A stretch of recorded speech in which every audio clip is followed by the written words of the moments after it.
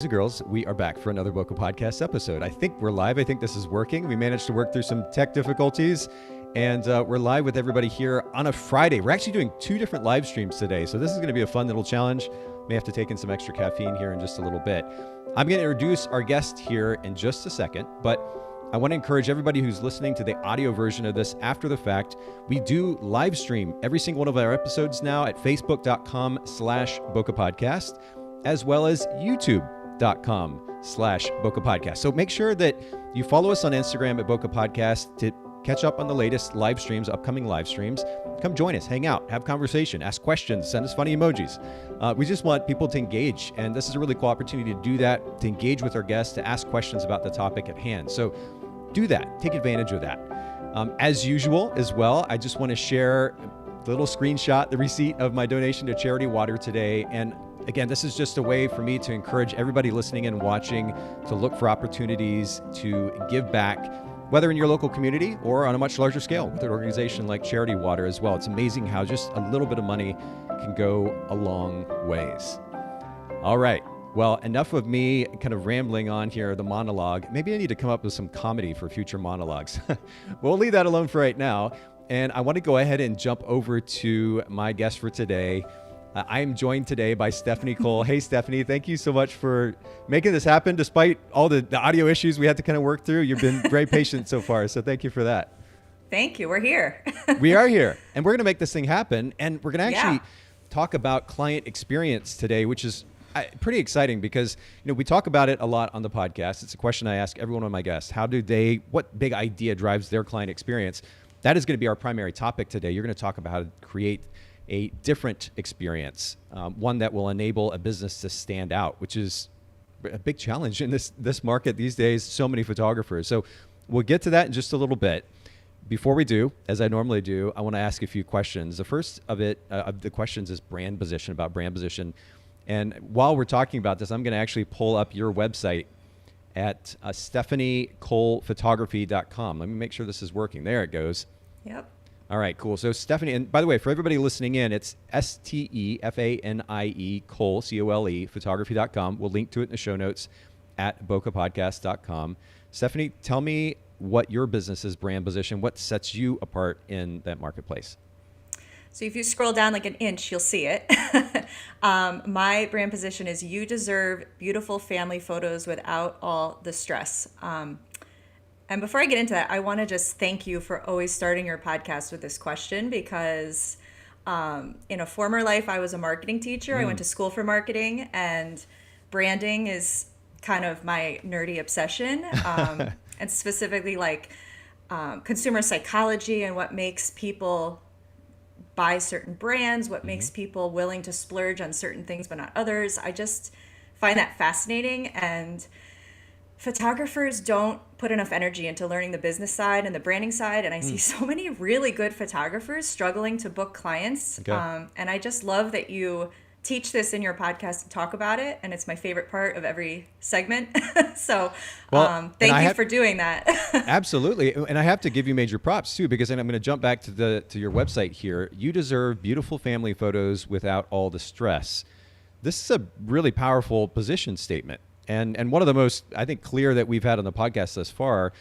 You know, if you were to start with just beautiful family photos, that's kind of obvious, right? Like plenty of photographers want to take pretty pictures, but that caveat, and an important one, without all the stress, is something that so many families needing family photos can relate to from their childhood. You know, I still remember, and I've talked about it on the podcast before, going to a photo studio, or even if my dad wanted to just set up family photos in the backyard or in the front yard. Yeah.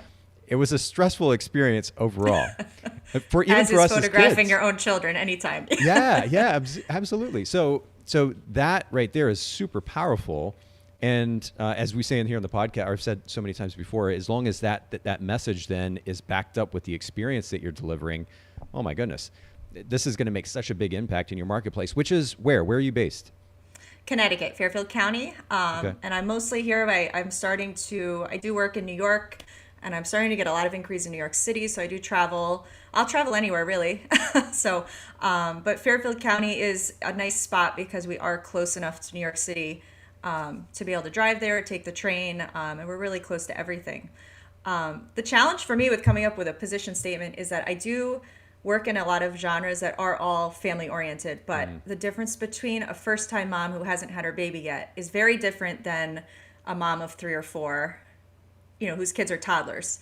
Yeah. And I had to make sure that my statement didn't alienate anyone or not apply to anyone. So I can't talk about wrangling toddlers or kids that aren't behaving, because a mom who hasn't had her baby yet can't relate to that. And I can't talk about like intricate posing and peaceful moments because a mom with toddlers is like, my kid's not going to sit still for that. Right. So I really had to look at like everything I offer and say, what is the common denominator? What is the thing that all of these services have in common? And to me, the client closet and the posing and the helpfulness and the communication, it all is kind of underneath the underlying umbrella of eliminating stress for you. And we're going to talk about that client closet here in a little bit too. This is something I honestly have no experience with personally as a photographer. I shot weddings, engagement sessions, just a little bit of family, but never did a wardrobe. So I'm curious to dig into that, like genuine curiosity on my part, but I think we're going to learn something today in that regard. But what I love that you're highlighting here is this kind of nuance. When we come up with a brand position statement, the goal is to, of course, it's a piece of the puzzle. It's not the only piece of the puzzle. It's an important piece of the puzzle to communicate to that potential client what it is that we offer that's different than the other photographers around us. But if we get too specific or too exclusive, then we also will filter out clients that maybe we want to work with. I mean, the value of the brand position statement is that it filters, but then we also run the risk of filtering the wrong people, right? We want to keep certain clients involved. So I love that you highlight the nuance there that you had to consider, which is I need to come up with a statement that makes me stand out, but I also don't need to be too specific or say the wrong word, because that's going to filter out the wrong people. Right. And I owe it to your podcast for the first 2 words, because up until a few weeks ago, it was just beautiful family photos without the stress. And I was listening to one of your guests, and he had his as "you deserve blah, blah, blah." And I just love that added 2 words, that it makes it feel more authentic and more personal, because I am a mom and I really do want to give all of my clients what I want for myself. And I think they deserve it. I think for all we do, we deserve to have really great photos of our family. And so I added those 2 words, and it feels so much more personal versus just like a tagline. And I love that little addition. Well, we'll certainly link to your website in the show notes at bokehpodcast.com, and it is StefanieColePhotography.com for anybody who's listening in or watching for that matter. Of course, you see that on the screen if you're watching live. And by the way, those of you that are streaming live, don't hesitate to comment, ask questions. Please engage. We want this to be a group discussion. I think it'd make it even more fun that way. I'm going to skip the question that I normally ask about customer experience, because we're going to dig into that in detail, what it is that you're doing with your clients. Let me jump to free time. And from the very beginning, this podcast has largely been about efficiency. We talk about all different elements of running a photography business, but all under the premise of let's figure out how we can do it efficiently so that we can have a successful business, but also have a life, right? And this is particularly important when you have kids. You talked about being a mom. What is a principle or idea that you've implemented in your business that's enabled you to have that kind of freedom and flexibility in your life? So these are I'll just tilt up. These are my 3. They're 6, she's beautiful. 5, and 2. Well, actually, so do that again. I'm going to go full screen one more time. There we go. There's a bunch of them. There we go. Oh, they're beautiful. Wow. Thanks. So 6, 5, and 2. And there's not a lot of free time, that's for sure. And I actually, do most of what I do. My husband and I basically kind of work it out between us. We don't really have a whole lot of help. And we are just now entering school phase. So really for the last 6 years, it's been juggling this with them.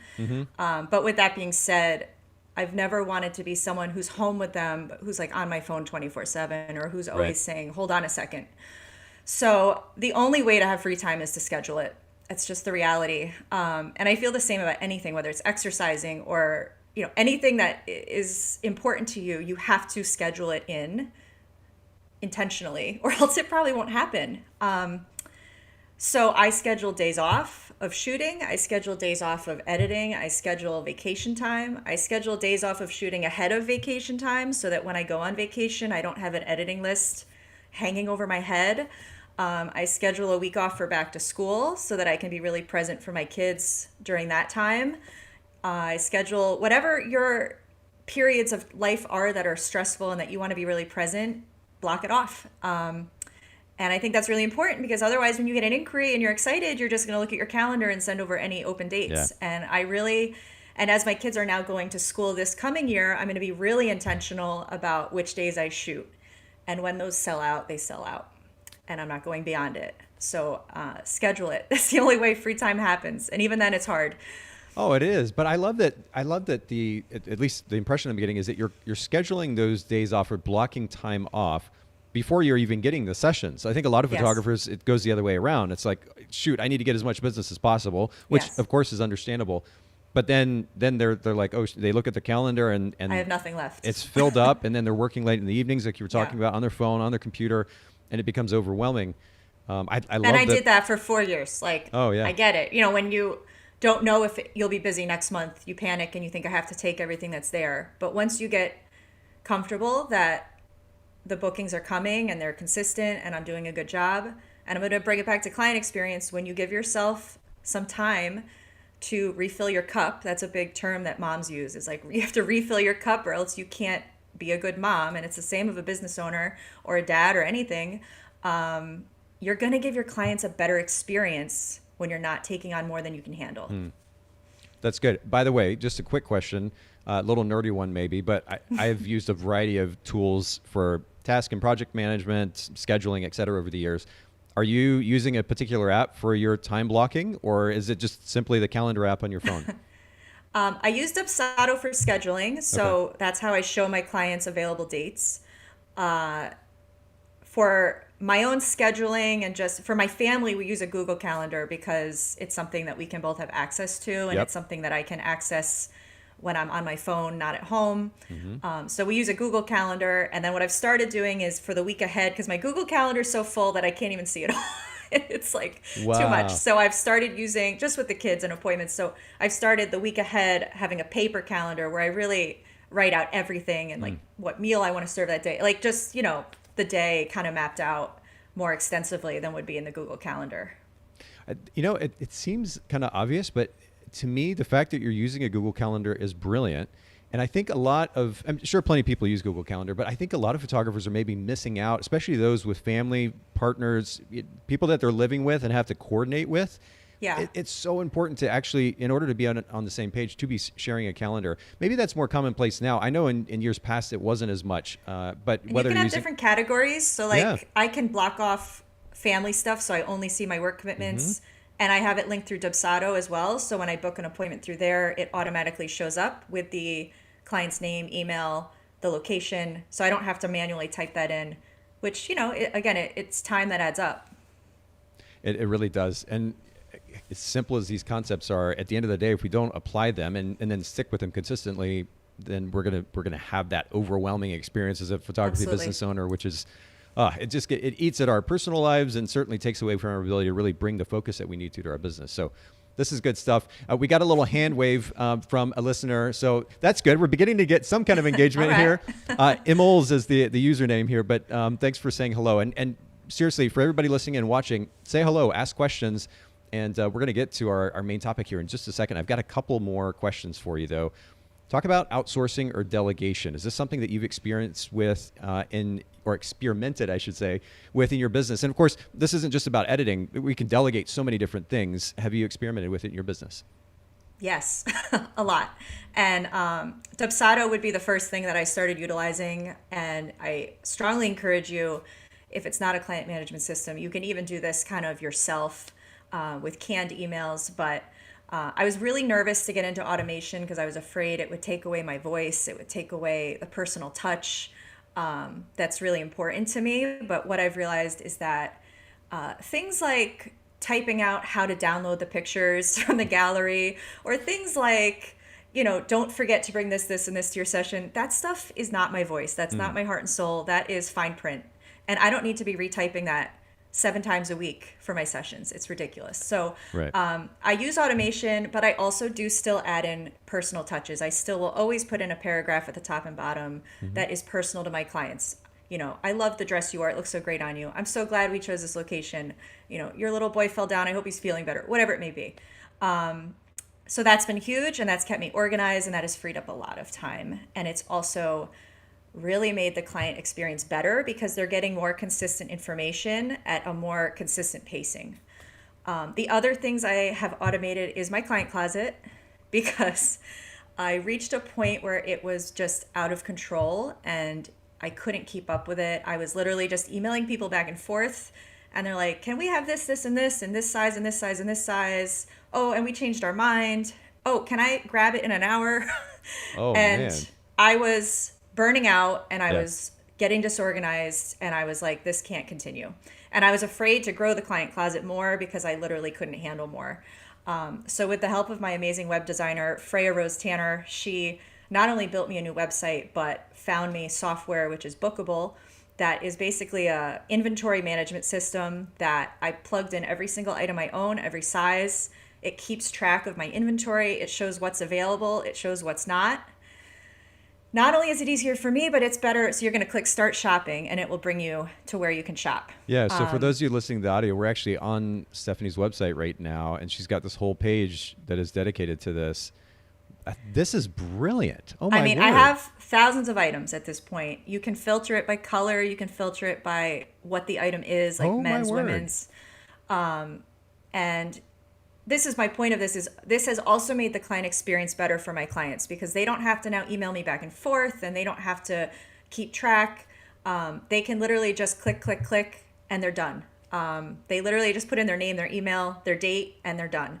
And so many people have told me this was so easy, so fast. So while you might be afraid that automation is going to lessen your client experience, I think if it's done properly, it actually makes it better.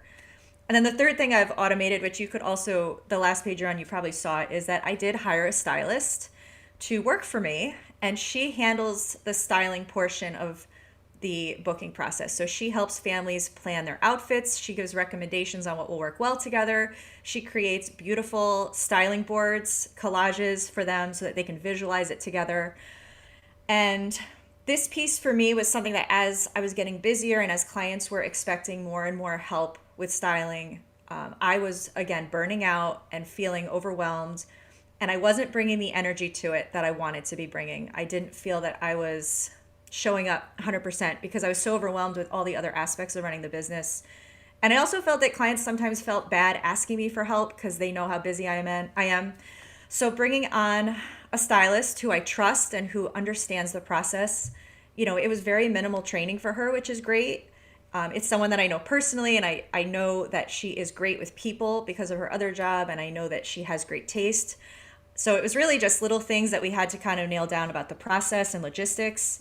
And she is able to bring so much better energy to it than I could, and she does such a great job with it. And again, in terms of the experience to my clients, it feels really special and fancy that like, ooh, I get to message the stylist now.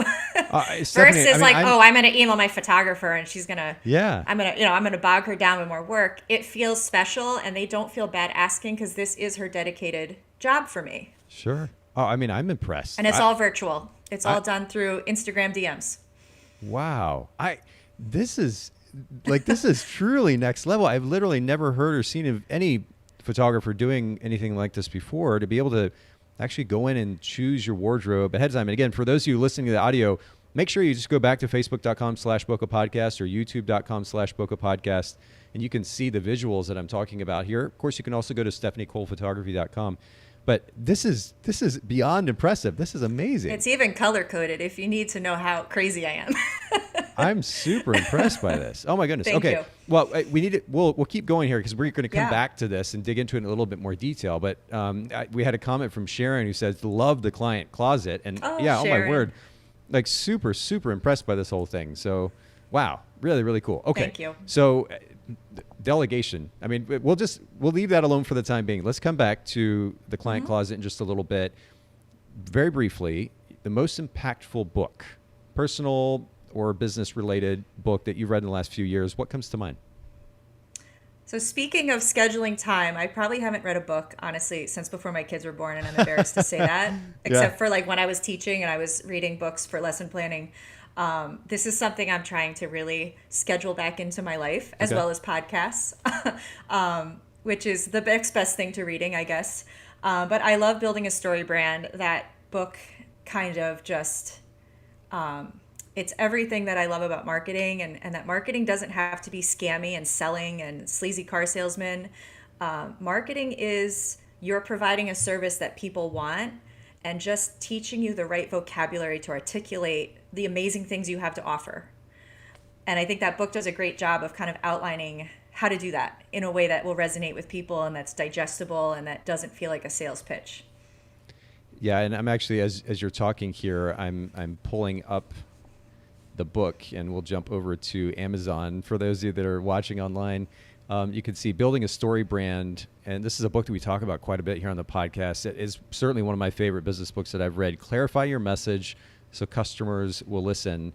And I'd love your take on this. And before we get into this main topic about client experience today, Stefanie, one of the things that Donald highlights in this book is the significance of making the client the hero, right? Mm-hmm. Photographers, and I've been guilty of it as well, photographers tend to, subconsciously, if nothing else, make their business and what it is they're doing and offering about them, their ego, their preferences, etc. And I understand the significance of including a certain amount of that, but at the end of the day, it's about serving the client. And I love that Donald highlights the notion that we should be really focused on making the client the hero rather than making us the hero in that conversation. How have you applied that to your business? I mean, just, how often you go to a photographer's website and their homepage is, I got my first camera when I was 12 and I love capturing the moment. I don't care yet. Yeah. I will care once you've convinced me that you're the one for me and that you can serve me, but I don't care yet, not to sound mean. No, it's true. Yeah. I think honest conversations need to be had about that. I think what happened was the industry was very cold and impersonal. When I first started in photography, that's kind of where the industry still was. This is back 2001. And there was a lot of photographers that had been around for a long time and had approached business in a more traditional way. I mean, this is back in the day of yellow pages, right? Yeah. Before web-based commerce was even a thing, really. So as we've seen the industry shift largely due to obviously a large move online and digital photography, the notion of being more personal became more popular. But now we've kind of, the pendulum has swung to such an extreme that you're right. I mean, you land on a photographer's page and it's all about them and the kind of what is cliche and kind of frustratingly so at this point, the typical image that you see of the photographer with their head thrown back, laughing with a coffee cup in their hand. And everybody's trying to emulate this particular look and talking about themselves. And it is the personal element is still extremely important. I mean, it is personal relationships in the end, but we need to first focus on explaining how we're going to add value to their life. That is the most important thing. And so I love that you highlight that. I think honest conversation about that's good. Yeah. I mean, my whole business is just, again, especially for like the parents with, you have kids, you probably remember what it was like when they were toddlers, and these moms just want a decent picture of their family. Yeah. That's all they want. And they want to like how they look. That's important because if you hate the way you look in the picture, you're not going to be able to appreciate that moment with your kids. They just want a decent picture of their family, and they are so, and I think especially nowadays, moms especially, but all parents are just overwhelmed with life and with the amount being thrown at them. And I just really enjoy taking as much of that off their shoulders as I can. And that's kind of just what I'm always talking about, because I just do believe it, and it's what I like to do. You deserve beautiful photos, and you deserve to not have to do all of the work and detail planning that it takes to make those happen. I'm the professional. I know how to do it. I know all the details that will make a difference. Let me take that off of you and let me help you. Well, I mean, you're certainly making that evident. And we talked about your brand position statement there. It highlights that very concept. So I love that. Again, we'll link for everybody in the show notes. I accidentally, as we were talking, I hit the wrong button a little bit earlier, Stefanie, and I accidentally erased all the captions that I had created with your website and your Instagram. So for everybody listening in, just very quickly again, StefanieColePhotography.com, STEFANIE, and then Cole, COLE, photography.com, and then your Instagram as well, which we hadn't even mentioned yet, Stefanie Cole Photography. We'll link to both of these in the show notes at bokehpodcast.com.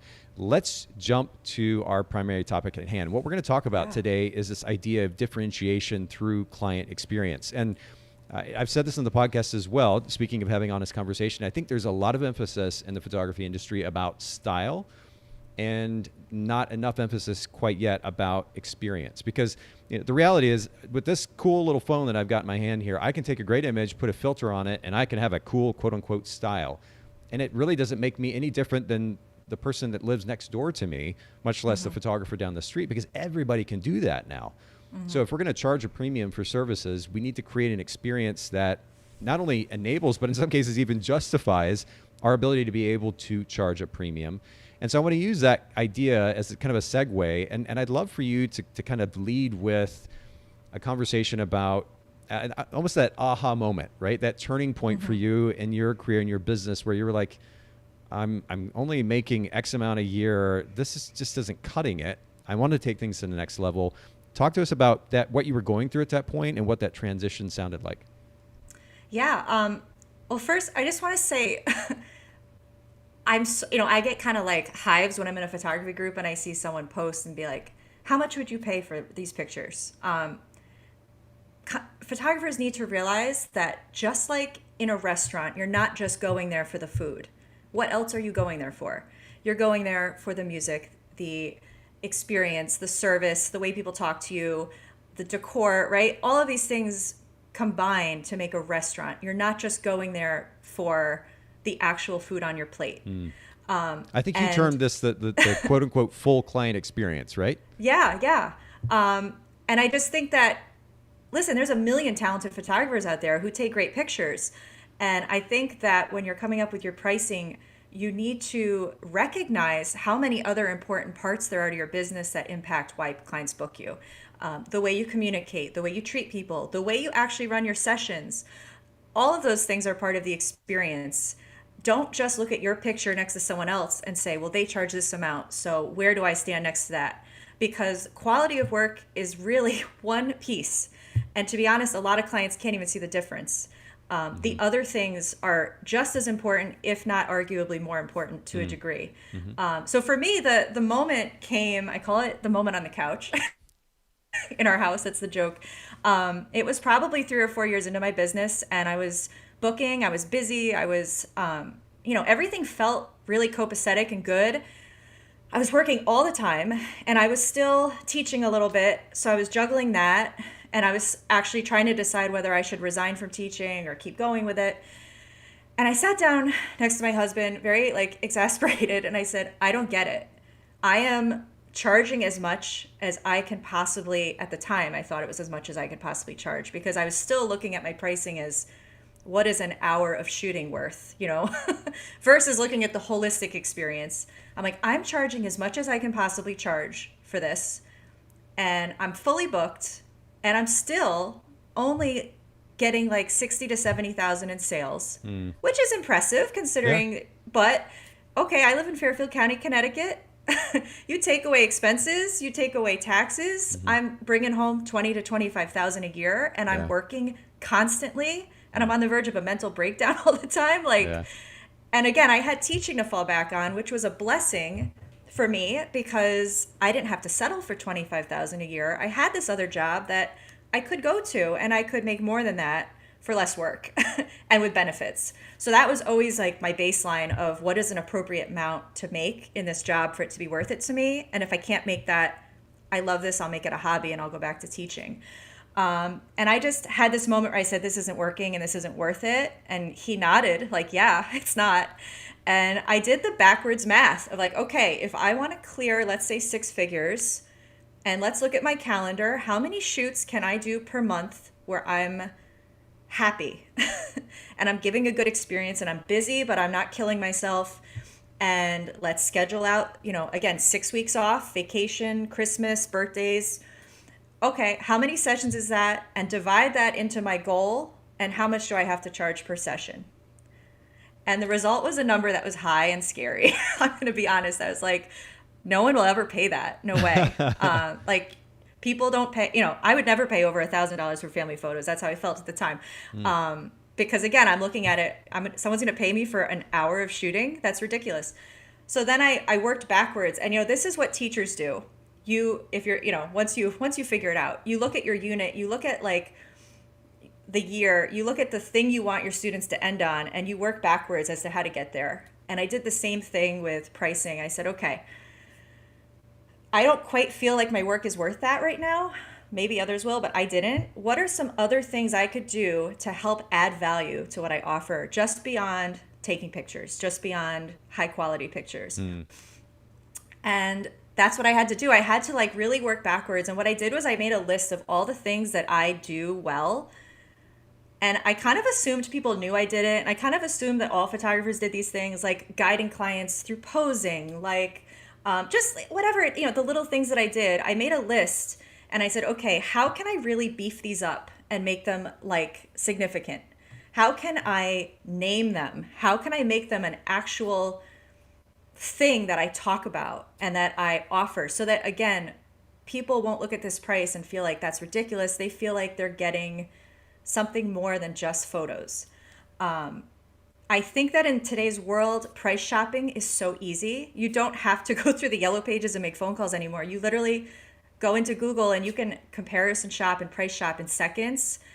And this is the only way for any business to succeed, is to give an experience. I think if Toys R Us had adapted and given an experience, they'd still be here. I truly think for any industry, you can't just sell a product anymore or a service. Yeah. You have to make it worth their while. I'll just give a quick little example. You might have heard of them, but Stu Leonard's is a very popular grocery store here in Connecticut.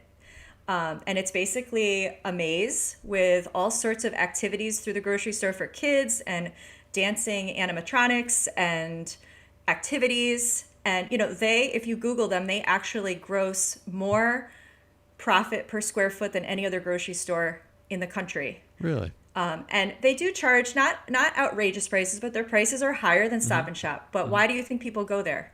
Because it's an experience for their kids. They have a petting zoo. They have, soft serve ice cream on your way out. It's something you can do with your kids, and you walk away. And this is what I think, what is a customer experience? It's how you make people feel. You walk away feeling like you got more than just groceries, and you walk away feeling like that place over-delivered and gave me more than what I paid for, even though you were paying more than you would have paid somewhere else. Sorry, I rambled. No, tell me the name of the store one more time, because of course I'm going to take notes, but I want to write the name of the store down and look it up Stu later. Leonard's. Stu Leonard's. Stu Leonard's. Okay. Yep. They actually do. I mean, they're definitely like a local gem here in Connecticut, but they do corporate training and management training for business people all over the world. People fly in from all over because they're just so well known for not just the way they treat customers, but even their staff. They're like one of the top places to work in terms of their staff happiness and staff retention and things like that. So it's a really interesting business to kind of study. Yeah, we'll link to at least their corporate site anyway in the show notes too at bokehpodcast.com. Kenny Wong says, good morning from San Jose. Thanks, Kenny, for listening, and thanks for saying hello. And for those of you that are still streaming live, we've got a nice little group here. Please don't hesitate to say hello or ask a question. Would love to have your involvement. So I appreciate that, Kenny. So I guess, Stefanie, just to take it a step further, you realize what you needed to do in order to make more money for the sake of the effort and time that you're putting into it. You realize that you need to up the ante as far as the experience in order to back up the prices that you're now going to charge. What particular elements of your business at that point did you feel like you had to level up with? And to be honest, I do think I was giving a great experience before. I'm naturally like very type A and I want to, my husband will say I have control issues, but whatever, that's up for debate. Yeah. Bad for a marriage, good for a photographer, I guess. But I do, I like to kind of manage the details, and I like to I know the things that need to happen to bring the vision to life. So I was always doing that. I just wasn't marketing it. I wasn't making it publicly seen. Everyone that worked with me saw it firsthand in our sessions, but I needed to bring this to life to the public who hadn't worked with me yet. So that was really what I was trying to change. So the thing that I did was, like I said, I kind of made a list of everything that I do in a session and in planning a session, and okay, what do I do well, and how can we really turn this into something? And I started brainstorming ways to make each one of those things, how to build on it, how to make it visible, how to give it a name if possible, how to make this an actual tangible thing that people will talk about. So for me personally, that list was, number one was the client closet and styling. I was dabbling with the client closet. I was dabbling with styling, and I wasn't sure if I wanted to commit to that work or that investment. And I said, okay, it's time to just dive in with both feet and we're just going to do this. And if it doesn't work, if it flops, okay, that's not a big deal. We'll sell the dresses, and it is what it is. I really had to I said, if I'm going to do this, I have to do it right. I have to have all the sizes. I have to be inclusive of plus size and petite. I have to have kids' clothes and men's clothes. I got to have it all. I have to have all the seasons. So, and the styling, again, I was kind of helping people with styling. I'm like, let's give this a name. Let's have a stylist. Let's make this official.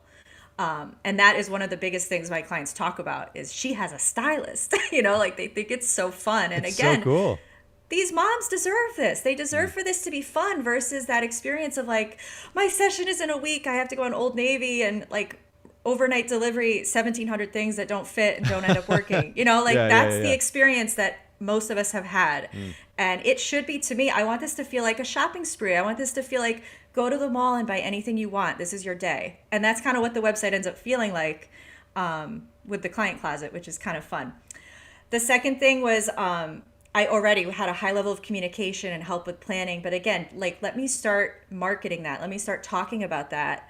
And let me really dive into the website, because I don't have a studio. I don't have a physical space.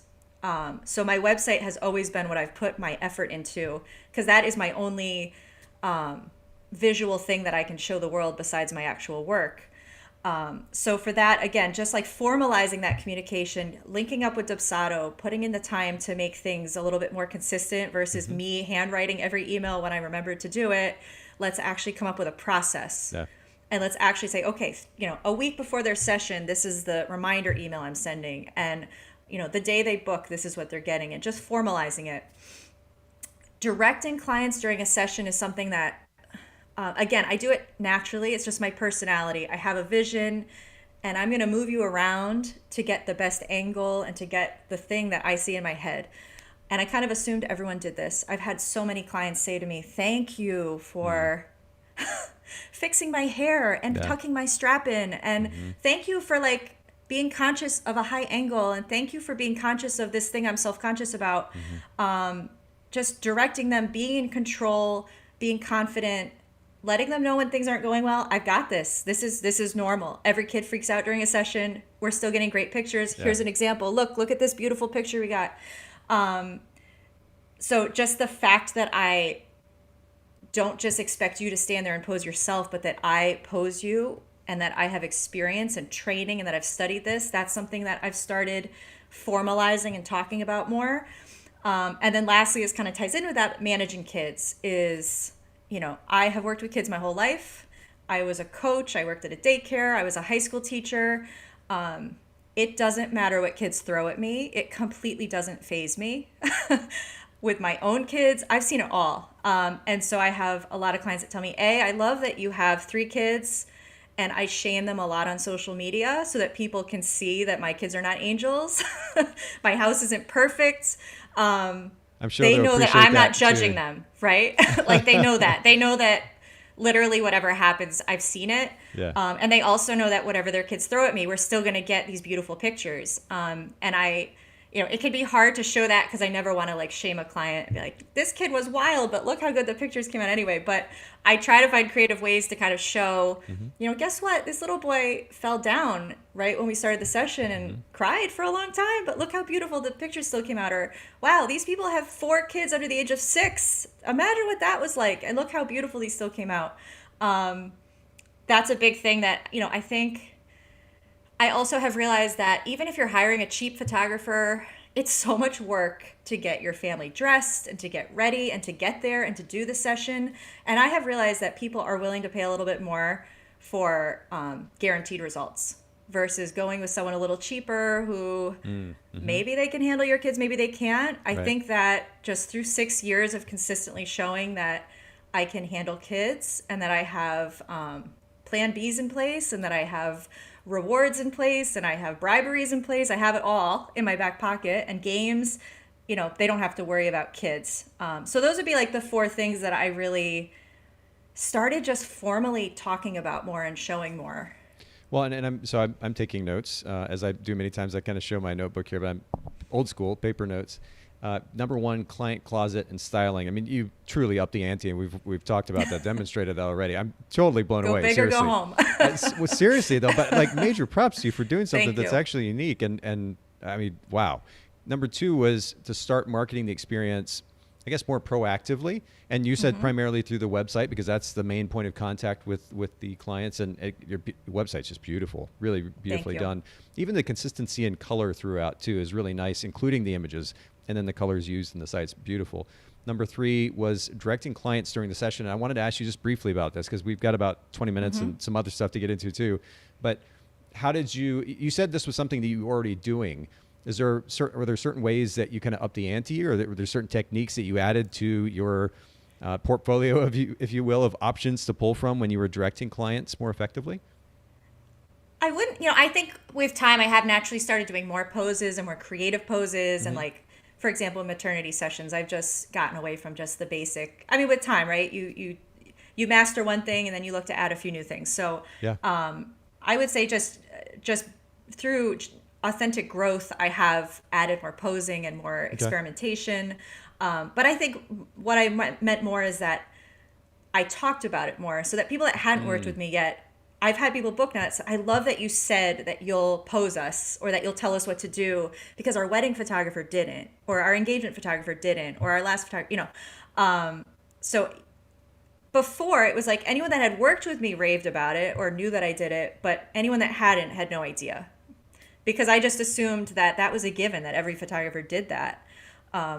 Or maybe I just, I was just caught in that cycle of like edit and post, Yeah. versus being more intentional about what messages do I want to get out into the world. I was just editing and posting every session. And so I've seen it was this really, I've seen this in the environment of workshops. I know workshops are a bit different, certainly as an environment, as an example, but the number of times that I've seen photographers just all kind of blindly shooting, taking pictures of the subject, the models in front of them, without any kind of direction, any kind of communication, and just kind of expect them to do something. Or maybe they're just clicking away and hoping that something's going to turn out. And maybe with a model you can, maybe with a professional model, but I'm not dealing with professional models. Yeah. I'm dealing with people who, again, are managing their kids, who are frazzled, and truthfully, most of my clients are moms who are not feeling their, if you had a baby within the last couple of years, you're probably not feeling your absolute best. You probably are carrying a few extra pounds, and all of those things are things I'm conscious of, because just from my own experiences of being photographed, I want them to just look and feel their best, both during the session and seeing their pictures. Well, I think, again, it's funny how some of these things that might seem a bit obvious are the things many times that need to be reiterated and highlighted, because it's a lot of times it's the basics done consistently that make the biggest impact. And so being proactive and directing clients during a session, communicating, and the thing that I found was really important was to be very engaging with my compliments, and certainly to say them meaningfully. And it's easy as a photographer just to kind of feed them a line just because that's what a photographer does. It's another thing for the client to actually hear in the tone of our voice, see the look in our face that we actually mean what we're saying. I think that's really important. And then I also think that like this authentic posing is so big right now, right? The natural moments, and I'm all for that. I want it. But I think there's a misconception that you can just throw someone out in a field and the natural moments will happen. And I've had photographers do this to me. I literally have had people say, I had someone say to me once, go be, lovey-dovey over there. Like, what? What does that mean? Where do I put my hands? So I tell people, like, you have to feel comfortable and you have to feel taken care of. You can't feel like I'm throwing you to the wolves. And once you feel taken care of, you'll let your guard down and you'll laugh. You'll let your guard down and that really unplanned moment will happen. But you have to feel safe first. And you have to be given direction to feel safe. So I will sometimes make people do things that it's not even the photo I want. It's just the process of getting them comfortable and making them feel guided. And then the thing that I'm going for happens naturally.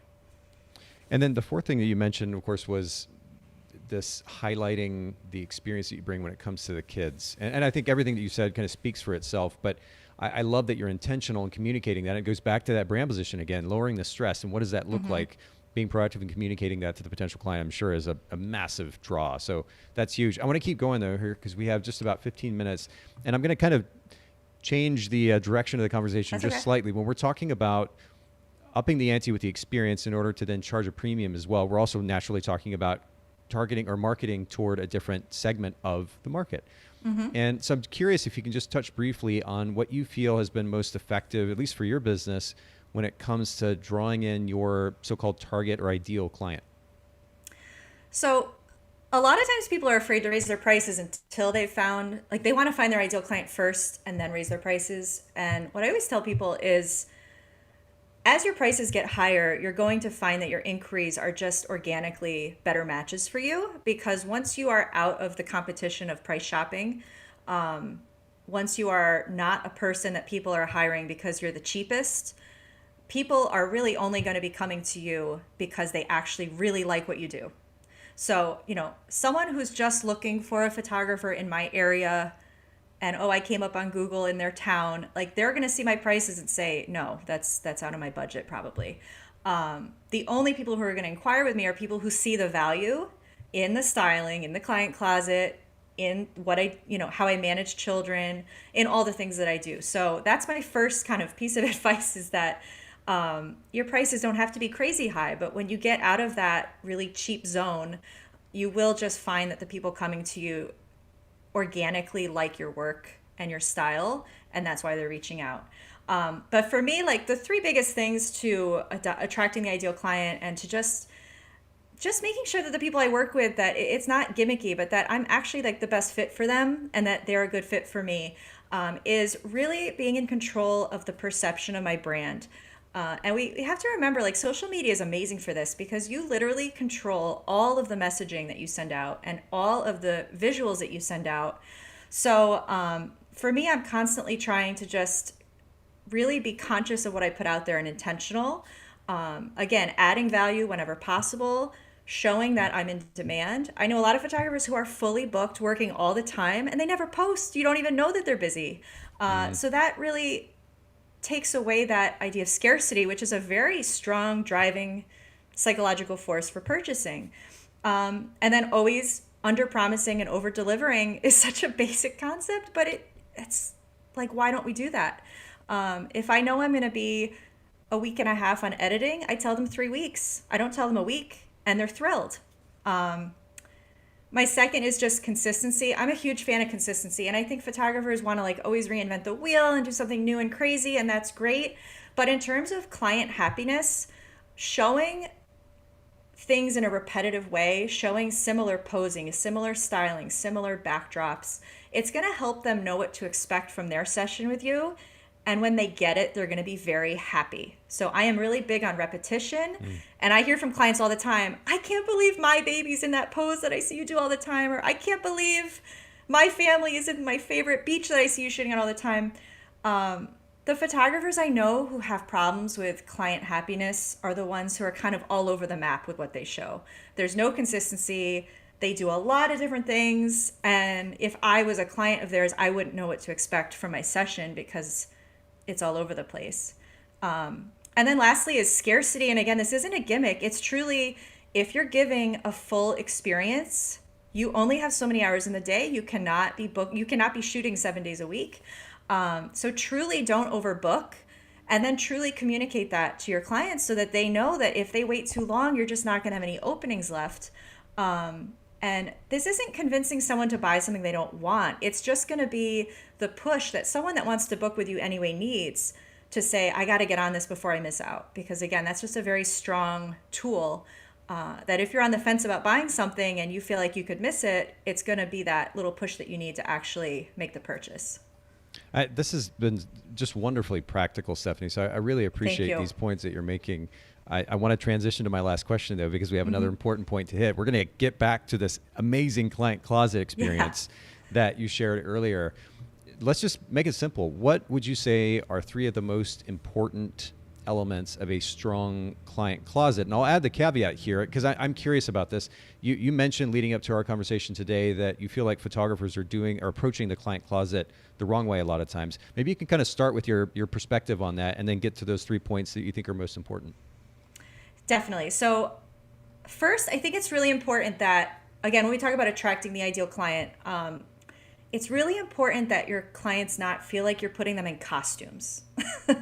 And I do see some Interesting. people, they have this look they want and it's dramatic, and they're trying to get the people who book with them who maybe aren't booking for that look because they haven't established that reputation yet or that brand, and they're trying to make them dress in a way that doesn't feel like them. And that is where client closets get a lot of criticism in photography communities, is because it makes the client feel like you're trying to make them part of your portfolio versus actually making them who they are, but the best Wow. version. For Yeah. me, like, I'm trying, the people that come to me want the clothing that I show. Now, if they have a different style, like if you want to wear a leather jacket and jeans or a cowboy hat, like, I'm down. But I don't tend to get those people because they come to me for my aesthetic. Okay. And my clothing doesn't, it is part of the posing I do and the windblown look and my editing style. It's all connected, right? So I really am not changing the style of who books with me. I'm just helping them achieve it in a way that's not stressful. And I'm helping their family look like the best version of themselves. So that's one. You have to do the work to attracting the right clients first before building a client closet. That's really, really important Okay. for it So- to be successful. Well, and so where do you think the balance is before we get to these, the rest of the elements of a great client closet? When you talk about not essentially costuming your clients, right? Based on some aesthetic that you're trying to create, some photographers might push back and say, well, but my clients are coming to me for this particular look. And Well, you that's even- if they are, then that's great.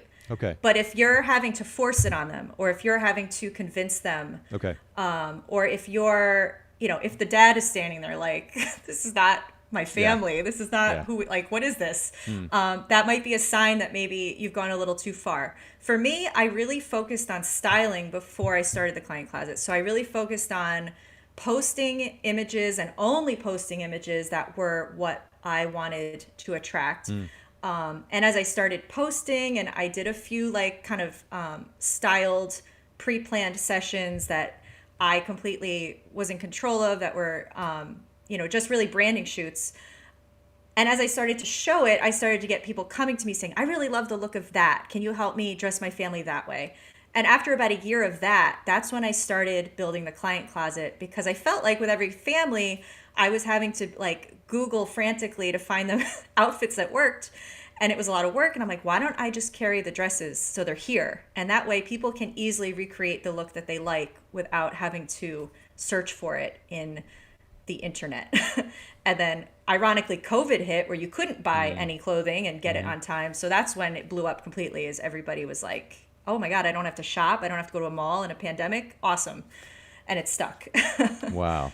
Okay. But you talk about, I guess, really what it comes down to, because I'm taking notes here, and you're bringing the right clients in order for a Yes. client closet to work. The clients that you bring in have to match with the aesthetic that you're creating within that closet. Yes. But a lot of that just comes down to expectations management, right? The Yes. impression that you create with your brand, literally from the beginning, the moment they land on your site the first time, it's got to be, you talked about consistency earlier, it's got to be consistent from that point all the way through. So there isn't any confusion. You don't put the family members in an awkward position when they're like, oh, this is not really what we do. It's important to stay consistent in the management of their expectations, that this is the aesthetic that you're delivering, and just stick with that. Is that it? Well, it's like I've had mentees say to me, like, all my families are showing up in jeans and matching flannel shirts. This isn't what I want. And I go to their Instagram and I'm like, well, you keep posting families and matching jeans and flannel shirts. And there's nothing wrong with that. Like, No, if you yeah. want that look, fine. But Yeah. people are going to come to you because when they look on your Instagram or your website, if it's what they envision for themselves, they're going to see you as a good match. So if you're posting things that you hate just because you want to look busy and you want to post every family, then you're yeah. not going to attract the right clients. Yeah. I have clients show up in jeans. I have clients show up in more casual looks, and that's totally fine. And it doesn't even mean I won't post it. I just won't highlight it. I won't make it, my big selling post, because what I post does really impact my brand and who books with me. So I'm just conscious and intentional with that. So the first point then, or I guess first step toward creating a really great client closet, is making sure that you're connecting the right clients with your brand, or vice versa. We can look at it both directions, but that's the Yeah. first step. Give us a couple more ideas behind creating a great closet. I mean, these are more maybe practical. I don't know if you're looking for like actual clothing Sure. advice, Anything. but I'll Yeah. start with, just kind of more generic. The second is you just must charge enough. And I see people every day starting client closets because it's trendy and it's the thing to do. And after having done it myself, it is so much work. And even if you're offering styling services but not providing the clothes, if you are helping your clients with styling, that is so much work and time, and that is so much more than just being a photographer that shows up and takes pictures. And you have to charge for that. We're kind of shooting ourselves in the foot by not charging enough and then confusing consumers with what's an appropriate price for this service, because I see so many people undercharging for it. Well, I mean, you got to charge enough to buy. You're talking about 1,000 or over 1,000 pieces of clothing. You have to charge enough to just for the sake of covering the expense of the clothing. Sure. And the dry cleaning, and I steam them before their session, and Wow. just it's time. All of it is time, even Yeah. more so than the price of the inventory. The time is just a lot of back and forth emails, high stress emails. Oh, I can imagine. Wow. Okay. So make sure that the client coming in matches the brand. You do that by proactively managing expectations about the finished product that you're delivering. And then, of course, that wardrobe that you're building up is going to match that brand. It's going to be consistent with that brand. Charge enough. I mean, and it is very practical, but it's important to keep in mind that if you're going to do this and scale this, especially to the extent that you've got to charge a premium. Take us to a last point here as we're finishing up. So my last point, I'll talk about actual clothing for anyone that actually wants to do this themselves. Just a more logistical, practical point that when you're starting out, look for pieces that you can get the most mileage out of. So look for clothing that is a versatile fit, meaning it will fit a wide range of bodies. So things like having elastic everywhere is good. You don't want something that will only fit someone who's a size 6. You want something that will fit a wide range of sizes and will be flattering on a lot of different types of body types, something that could work for a pregnant person or a not pregnant person. If you're starting out, obviously you're not going to go all in with thousands of pieces of clothing. You're probably going to start out with 5 to 10 dresses. Look for things that are just going to be really versatile, neutrals, things that could work in all different seasons that you could add accessories with. Just look for things that are going to get you the most bang for your buck with the most people. And when it comes to actually buying this clothing, can you make some recommendations or suggestions as to where photographers should look? I mean, is it obvious, or do you have like this secret outlet that you go to all the time? It was secret. It's not anymore. It's pretty. Baltic Born is kind of my go-to, and I discovered them when they were a small startup, and they've kind of blown up. I think most photographers that provide clothing know about them. They are a great. They're a great store with a great mission, and their clothing is good quality, and the fabric is very flowy, so it doesn't wrinkle, and it's flattering, and on a postpartum body it's going to skim right over your stomach and just really be easy to wear. Most of them also work for maternity. I also, as I've grown this, one of those things of going all in is I've invested in more investment pieces. So like reclamation gowns, which are definitely an investment, but the good thing about them is they do fit sizes 0 to 16. They fit, so you only need one, and they fit everybody. And again, with a higher price point, having some really unique pieces that a person can't just go buy themselves, I think makes me stand out, and it makes it a really special experience. And I've had people that have booked me just for those dresses, because nobody's going to go spend $1,000 on a dress for a photo session. So if they can come with me. What are they called again? One more time. Reclamation gowns, Reclamation RECL. She's on Etsy, and they're all handmade. They're beautiful quality. Wow. There's other, Flutter Dresses is another good brand, but they're like handmade vintage lace. They're beautiful. They're dramatic, and they're not for everyone. Again, this would be something that some people might feel like it's a costume. It's too much. But for some people that really want to like spoil themselves with a fun experience, people really love it. And it's not something I necessarily recommend starting out with. But again, if you want to differentiate yourself from everybody else that's doing this, that's a great thing to do that has definitely paid for itself for me. And is it wearreclamation.com? Is this the right website here? Yes, and I believe that brings you to her Etsy page where she sells them. Okay. Wearreclamation.com, and then you mentioned Baltic Born earlier, balticborn.com for anybody listening in. Of course, we'll link to these in the show notes. Baltic Born's very affordable. which is great. And And then I've even beautiful stuff. jumped into kids' clothes, and then I've even added men's clothes, which I dragged my feet on because men's clothes felt easy. That I would assume every guy owns a basic shirt, but you'd be surprised that, a lot of men have like workwear Yeah. and then like gym wear, and a lot of people were scrambling to find like a nice Henley shirt or a nice casual shirt for photos. Okay. So I'm like, okay, I'll just go, not a huge deal. I'll go pick up, a bunch of shirts for men, and now I have them, and that's the finishing piece. Okay. So I we would got it all. appreciate that. You see Yeah. me in a black V-neck T-shirt. This is what I wear all the time, pretty much. So it is between that and gym It's clothing. your look. So it is, but it's nice to mix it up every once in a while. I mean, even my girlfriend and I will go out, or we're going on a trip or something, and I might bring an extra shirt along, just something different. It's fun to mix it Yeah. up. And I appreciate her response too, seeing something different. So yeah, I mean, having options for guys to be able to choose from, I think is wonderful. I mean, are there particular brands that you're buying from for the guys' clothing? Honestly, Old Navy has Okay. been they have surprisingly high quality. And truthfully, for photos, it doesn't have to be the highest quality. That's the other thing. It doesn't have to be the highest quality item. It has to photograph well. It has to fit well. That's important. Makes sense. And ironically, from talking to men, they like things that are lightweight. They like things that are fitted, and they like things that I hear a lot of men say, like women, it's our stomach we're self-conscious about. For men, it's their chest. So they want a shirt that will kind Interesting. of keep them in place. Okay, I Because must dads have are like going a- through the same thing as women. Like, you've put on a few extra pounds, you're not Sure. feeling your best. Yeah. And so I try to be conscious of that as well. Of, like a Henley that's too thin will kind of show the belly, and it might show the chest a little bit more than they want. So items that kind of skim over what you don't like, Yeah. and items that are fitted and sleek are, no matter the gender, kind of what we're going for. Wow. Okay. This is truly, this has been wonderfully practical. Huge Thank value you. add, I think, in bringing a different perspective to this conversation that, again, I've yet to see. So I'm truly impressed, Stephanie. And I'm also impressed by just the level of practicality in this information.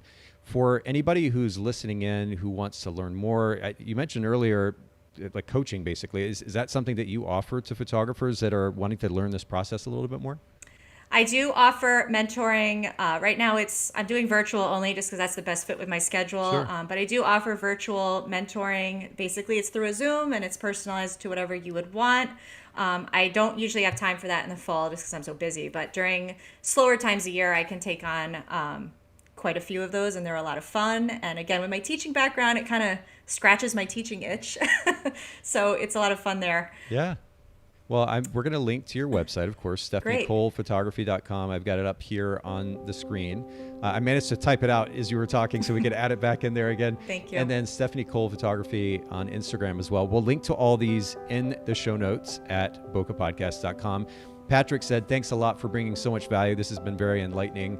Thanks, Patrick, for listening in too. Really appreciate you commenting. Thanks everybody else too who joined in today. And again, don't be shy to come back, join in fact, we have another live stream coming up at 2 Eastern.